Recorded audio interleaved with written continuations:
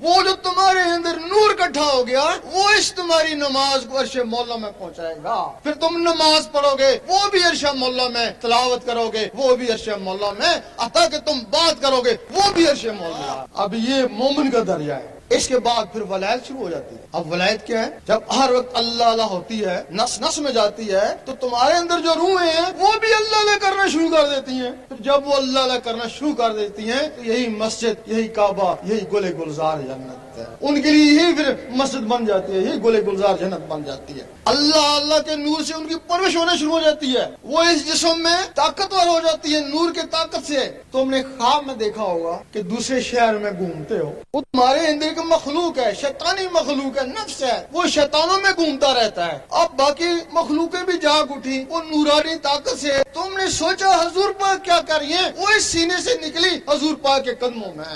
اس وقت بلے شاہ نے فرمایا ہے کہ لوکی پنج ویلے عاشق ہر ویلے، لوکی مسیتی عاشق قدمہ. جو لوگ ہر 5 وقت نماز پڑھتے ہیں وہ بھی رب یاد ہے، ان کی انتہا مسجد ہے. اور جو لوگ اس کے ساتھ ہر اللہ اللہ کرتے ہیں وہ تو حضور پاک کے قدموں میں پہنچ جاتے ہیں. قدموں میں پہنچ گئے، نوازے تو گئے. اس سے پہلے شریعت محمدی تھی. اب تم نے کسی نہ کسی جگہ ضرور پڑھا ہوگا کہ شریعت احمدی بھی ہے، کسی تصوف کی کتاب میں ضرور پڑھا ہوگا. اس دنیا میں ناسوت میں حضور پاک کا اسم مبارک محمد صلی اللہ علیہ وسلم ہے. یہاں ان دنیا والوں کے لیے جو شریعت ہے اس کو شریعت محمدی کہتے ہیں. وہاں جو بیت المعمور میں وہاں حضور پاک کو احمد کہتے ہیں. وہاں بھی شریعت ہے، وہاں بھی یہ روحیں نماز پڑھتی ہیں، با جماعت پڑھتی ہیں. جب تمہاری روحیں طاقتور ہوں گی تو پھر ان کو بھی شریعت احمدی مل جاتی ہے. پھر وہ یہ وہاں جا کے نماز پڑھتی ہیں. یہاں تمہارا کعبہ ہے، ان کا کعبہ بیت المعمور ہے. بیت المعمور اصل ہے، یہ کعبہ نقل.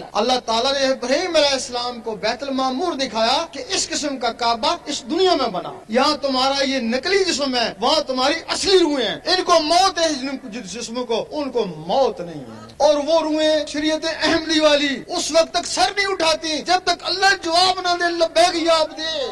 ان کو جواب ملتے تب وہ سر اٹھاتی ہیں نا. اور جو شریعت احمدی ہے اس کا قانون شریعت محمدی سے پہلے کا ہے. اور اس کا ثبوت ہے کہ جب حضور پاک شب معراج میں گئے تو شب معراج میں اوپر جانے سے پہلے جو آپ نے بیت المقدس میں نبیوں اور ولیوں کی ارواح کو نماز پڑھائی وہ کون سی تھی؟ وہ تو پہلے کی نماز تھی نا. پھر اوپر گئے تو وہ جو نماز ملی وہ کون سی تھی؟ وہ ان لوگوں کے لیے ملی، وہ شریعت محمدی کہلائی نا. اللہ اس کے اوپر پھر مقام محمود ہے، اس کے اوپر حضور پاک کو محمود کہتے ہیں. مقام محمود میں جب کوئی پہنچ جاتا ہے تو اس کی منزل پوری ہو جاتی ہے. پھر بندہ اور اللہ ایک دوسرے سے بے پردہ ہو جاتے ہیں، آمنے سامنے ہو جاتے ہیں. وہاں اس کی منزل پوری ہو جاتی ہے. جب اس منزل پہ غوث پاک پہنچے انہوں نے کہا اس منزل پہ پہنچ کے بھی کسی نے عبادت کری تو اس نے کفران نعمت کی. غوث پاک نے فرمایا کہ مقام محمود پہ رب کے سامنے جا کے پھر بھی کسی نے نماز پڑھی تو اس نے کفران نعمت کیا. اسی بات کے اوپر غوث پاک پہ کفر کے فتوے لگے، کفر کے فتوے لگے تھے. اسی بات کے اوپر لوگ کہتے تھے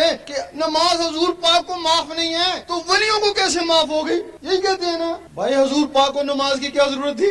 آپ تو نمازوں سے پہلے بھی نبی تھے. آپ تو کہتے ہیں میں اس وقت بھی نبی تھا جب آدم علیہ السلام کو بنایا ہی نہیں گیا تھا. آپ نے نماز پڑھی امت کے لیے پڑھی. اگر آپ نماز نہ پڑھتے، فرض کے منگل کو نہ پڑھتے، امت اس کو سنت بنا لیتی نا. آپ نے سخت بیماری کی حالت میں نمازیں پڑھی، وہ اس وجہ سے پڑھی کہ کل امتیوں کو نزلہ زکام ہوگا تو یہ کہیں گے ہم بھی بیمار ہیں، یہ بھی نماز چھوڑ دیں گے. آپ حج کو گئے، آپ کو کعبے جانے کی ضرورت نہیں تھی. جب کعبہ رافع بصری رحمۃ اللہ کے پاس آ سکتا ہے تو آپ کے پاس نہیں آ سکتا تھا. آپ کعبے کا کعبہ تھے. لیکن اگر آپ کعبے کو نہ جاتے، آج جو لوگ کہتے ہیں ہم حضور پاک جیسے ہیں، تو وہ کیسے کعبے کو جاتے؟ وہ کہتے خود تو گئے نہیں، ہم کو کہہ کے چلے گئے.